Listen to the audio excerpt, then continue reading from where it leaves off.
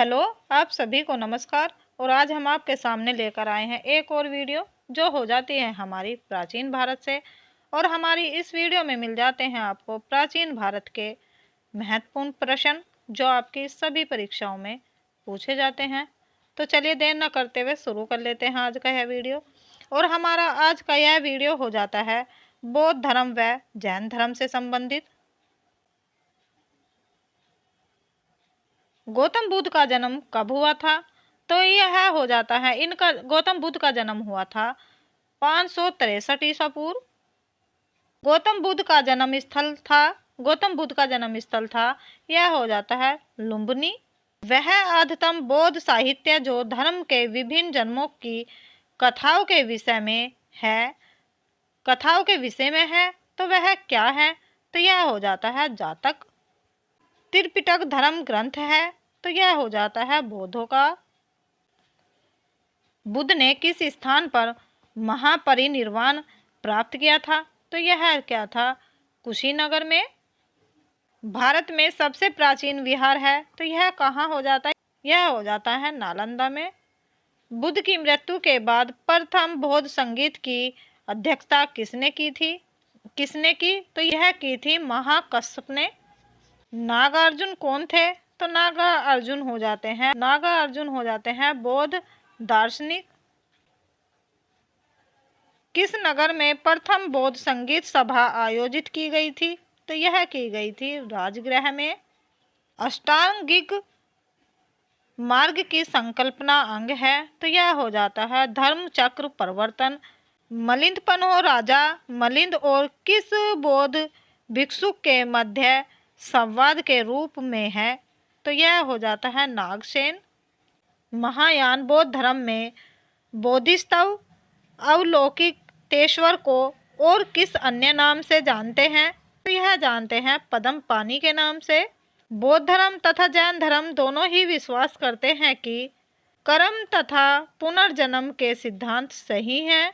कनिष्क के साल में चतुर्थ बौद्ध संगीत सभा किस नगर में आयोजित की गई थी? यह की गई थी कुंडलवन में और यह हो जाता है कश्मीर में। तृतीय बौद्ध संगीत कहाँ आयोजित हुए? तो यह हुए थे पाटलिपुत्र में। तो आइए देख लेते हैं उनसे जुड़े प्रतीक क्या हो जाते हैं। तो यह देख लेते हैं हाथी। हाथी हो जाता है के गरु में आने का प्रतीक। कमल क्या हो जाता है? कमल हो जाता है जन्म का प्रतीक। सांड देख लेते हैं। सांड क्या हो जाता है? सांड हो जाता है उनके यौवन का प्रतीक। घोड़ा हो जाता है उनके गृह त्याग का प्रतीक। पीपल हो जाता है उनके ज्ञान का प्रतीक। शेर क्या हो जाता है? शेर हो जाता है उनकी समृद्धि का प्रतीक। पद चिन्ह देख लेते हैं। पद चिन्ह हो जाता है उनके निर्वाण का प्रतीक। स्तूप क्या हो जाता है? स्तूप हो जाता है उनकी मृत्यु का प्रतीक।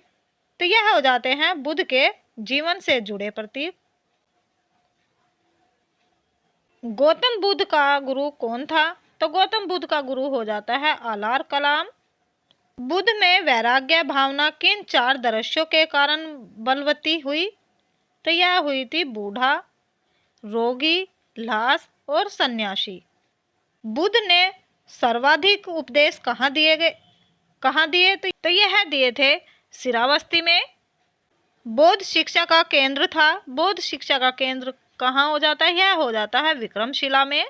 भारत में सबसे बड़ा बौद्ध स्तूप कहाँ स्थित है? तो यह हो जाता है सांची में। किस शासक ने बौद्धों के लिए विख्यात विक्रमशिला विश्वविद्यालय की स्थापना की थी? तो यह की थी धर्मपाल ने।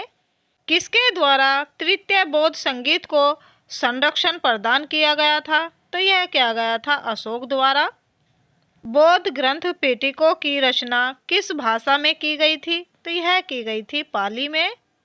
कश्मीर में कनिष्क के शासनकाल में जो बौद्ध संगीत आयोजित हुई थी उसकी अध्यक्षता किसने की थी?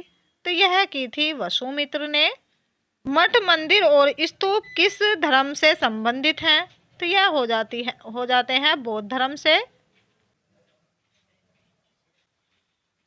बौद्ध धर्म एवं जैन धर्म दोनों के उपदेश किसके शासनकाल में दिए गए थे? तो यह दिए गए थे बिंबिसार के शासनकाल में। गौतम बुद्ध ने अपना प्रथम उपदेश कहाँ दिया था? तो यह दिया था सारनाथ में। बौद्ध धर्म ग्रहण करने वाली पहली महिला कौन थी? तो यह हो जाती है महाप्रजापति गौतमी। बोध गया स्थित है, तो बोध गया स्थित हो जाता है बिहार में। जातक किसका ग्रंथ है? तो यह हो जाता है बौद्धों का।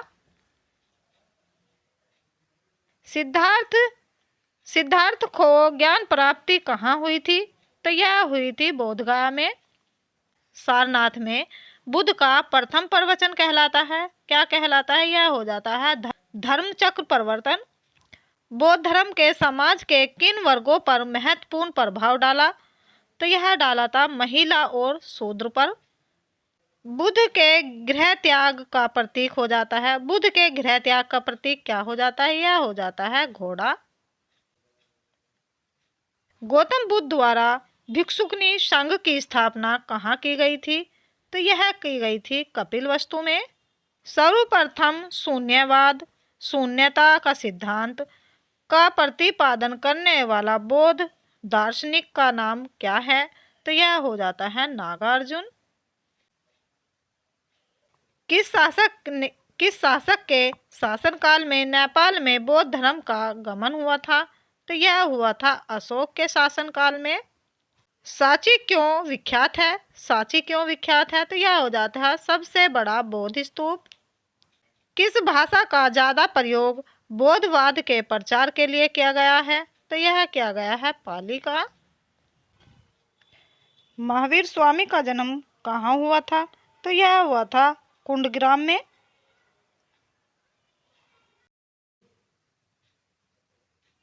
किसे एशिया की रोशनी कहा जाता है? तो यह कहा जाता है गौतम बुद्ध को। इस तरह की और वीडियो देखने के लिए चैनल को सब्सक्राइब जरूर करें।